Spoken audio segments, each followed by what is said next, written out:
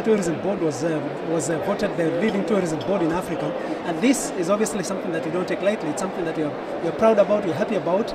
But it's not an easy thing to be voted the best tourism board in Africa. It's not an easy thing because there are so many other African countries that are also aggressively promoting tourism. And for us as a country, we obviously feel proud about this. The thing about Kenya is that we're unique in a number of ways. For example, when we talk about safari, you cannot talk of safari without mentioning Kenya. The big five, we cannot talk about all these things without mentioning about Kenya. But I think one very, very critical thing is also the warmth and the hospitality of the Kenyan people. We are known worldwide to be people that are warm, very hospitable, and very welcoming. Besides that also, in terms of the tourism, we have a lot of diversity as a country.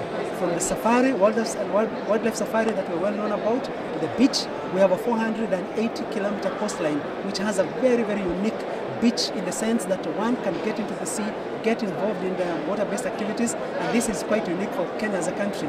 The other thing also is that when you look at the hinterland of the country, the uplands, we have the second tallest mountain in Africa. And this obviously is something that is also very unique. Then you have the Rift Valley, which has its own uniqueness in terms of diversity, with some of the lakes within the Rift Valley having been named as or inducted into World Heritage Sites. Then we have the western part of the country, again also with a unique flora and fauna, with Lake Victoria also in its own uniqueness. So Kenya has a very rich and diverse tourism product. Magical Kenya is our own brand. It's a brand, it's the way we position Kenya from a tourism perspective. Now when you talk about the magical aspect, it means that anytime when you come to Kenya, you'll have a magical experience.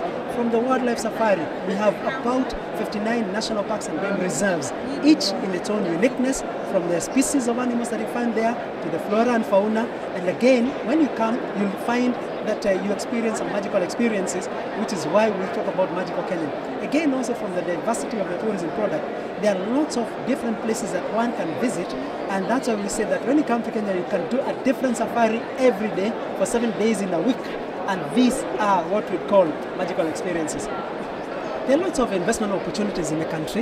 If I talk specifically about tourism, we have opportunities for people to invest in classified hotels in major brands. We also have opportunities for people to invest in lodges because, like I said, we have so many game parks and reserves. And in some of the game parks and reserves, there are lots of opportunities existing for people to come and invest in lodges.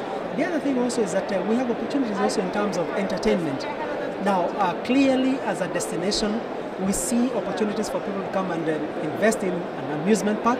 We also see opportunities in MICE, meetings, conferences, and exhibitions, because like we say, there are opportunities existing in the major towns within the country for people to invest in conferences or exhibition halls.